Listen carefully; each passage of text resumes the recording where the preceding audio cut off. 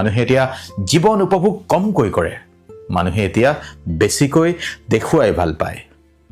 শ্ৰীমদ ভগৱদ গীতাত ভগৱান শ্ৰীকৃষ্ণই কৈছে, কি কৈছে?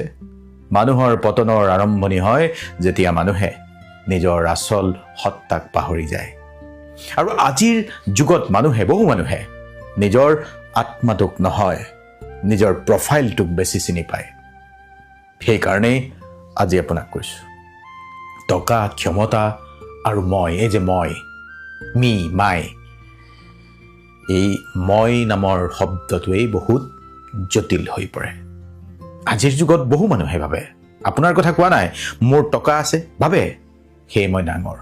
আজি বহুতেই ভাবে মোৰ শক্তি আছে, পাৱাৰ, সেয়ে মানুহে মোক ভয় কৰিব লাগিব, বহুতেই ভাবে।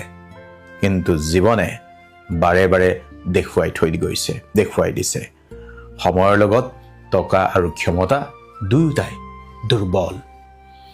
কৰোণাৰ সময়খিনি চাগে আপোনাৰ মনত আছে, বহু ধনী মানুহে হাস্পাতালৰ বেড পোৱা নাছিল। কোটিপতি মানুহেও অক্সিজেনৰ বাবে হাহাকাৰ কৰিছিল, কঁপি উঠিছিল। আজি সেই সময়ত পৃথিৱী এটা সত্য শিকিছিল। জীৱনৰ লগত অহংকাৰ